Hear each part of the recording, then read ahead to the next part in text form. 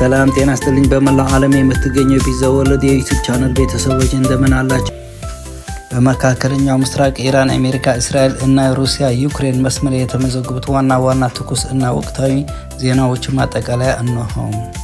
መካከለኛው ምስራቅ ኢራን፣ እስራኤል እና አሜሪካ የሳይበር ጥቃት እና የኒውክሌር ውጥረት በአሜሪካ እና በእስራኤል የጋራ የስለላ ተቋማት እና በኢራን ቴክኖሎጂ ማዕከላት መካከል አዲስ የሳይበር ጦርነት ተቀስቅሰዋል።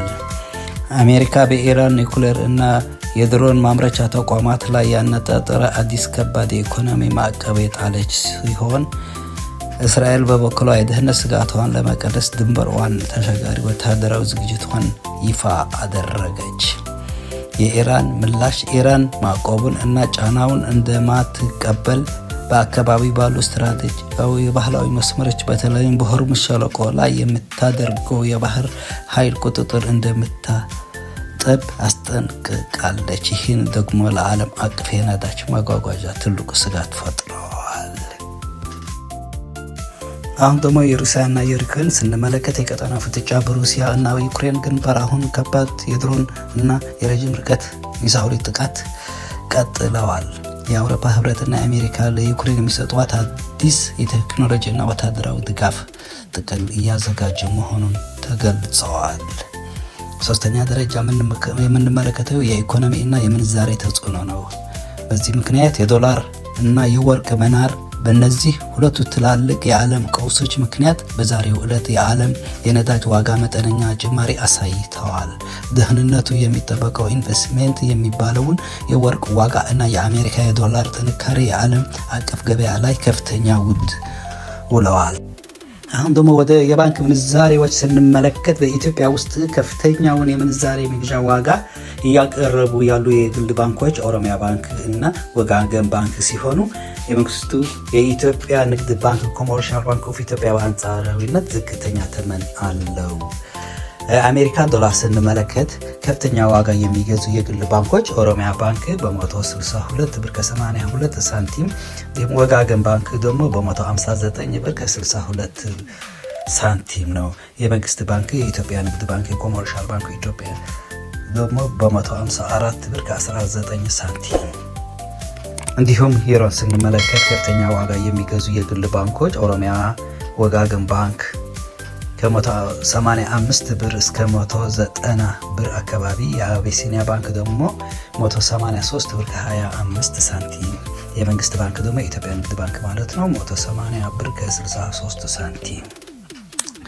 እንዲሁም ፓውንድ ስንመለከት ደግሞ የእንግሊዝ ፓውንድ ከፍተኛ ዋጋ የሚገዙ የግል ባንኮች አማካይ ከ208 እስከ 213 ብር ከ30 ሳንቲም አካባቢ፣ የአቢሲኒያ ባንክ ደግሞ 208 ብር ከ43 ሳንቲም፣ የመንግስት ባንክ የንግድ ባንክ ማለት ነው 203 ብር ከ36 ሳንቲም።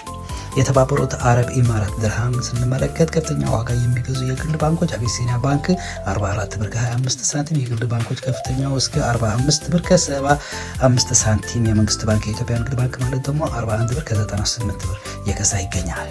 እንዲሁም የሳውዲ ሪያል ስንመለከት ከፍተኛ ዋጋ የሚገዙ የግል ባንኮች አማካይ ከ42 ብር ከ50 ሳንቲም እስከ 43 ብር ከ50 ሳንቲም፣ የመንግስት ባንክ ደግሞ 41 ብር ከ9 ሳንቲም መሆኑን ዌብሳይቱን ያሳያል። አሁን ደግሞ ቀጥታ የጥቁር ገበያ ምንዛሬ ስንመለከት 100 የአሜሪካ ዶላር 18300 ብር ከ73 ሳንቲም፣ 100 የአውሮፓ ዩሮ ስንመለከት 21288 ብር ከ51 ሳንቲም፣ የእንግሊዝን ፓውንድ ስንመለከት 24750 ብር ከ72 ሳንቲም፣ 100 የሳውዲ ሪያል ስንመለከት 4950 ብር፣ 100 የዱባይ ድርሃም ስንመለከት 4995 ብር ከ2 ሳንቲም፣ 100 የስዊስ ፍራንክ ስንመለከት 22415 ብር ከ50 ሳንቲም፣ 100 የካናዳ ዶላር ስንመለከት 13370 ሳንቲም፣ 100 የአውስትራሊያ ዶላር ስንመለከት 13150 ብር ከ90 ሳንቲም፣ 100 የቻይና ዩዋን ስንመለከት ደግሞ 2699 ብር ከ70 ሳንቲም፣ 100 የኩዌት ዲናር ስንመለከት ደግሞ 59360 8 ሳንቲም። 100 የቀጠር ሪያል ስንመለከት ደግሞ 5020 ብር ከ85 ሳንቲም። 100 የኦማን ሪያል ስንመለከት 47680 ብር ከ55 ሳንቲም። 100 የጆርዳን ዲናር ስንመለከት ደግሞ 25875 ብር ከ50 ሳንቲም። አንድ የባህሬን ዲናር ስንመለከት ደግሞ 48550 ከ28 ሳንቲም። አንድ የእስራኤል ሽኩል ስንመለከት ደግሞ 6377 ብር ከ7 ሳንቲም መሆኑን ዌብሳይቱ ያመለክታል። የዛሬው የፒዛው ወርልድ ልዩ የኢኮኖሚ እና የምንዛሬ ትንታኔዎችን ይህን ይመስል ነበር። መረጃውን ጠቃሚ ሆኖ ካገኛችሁት ቪዲዮውን ላይክ ማድረጋችሁ ለሌሎች ወገኖች እንዲዳረስ ደግሞ ሼር ማድረጋችሁን እንዳትረሱ። በቀጣይ የትኛው የኢኮኖሚ ዘርፍ እንድንተነትንላችሁ ትፈልጋላችሁ ከታች በኮሜንት መስጫ ላይ ያጋሩን። ስላዳመጣችሁ እናመሰግናለን። ሰላም።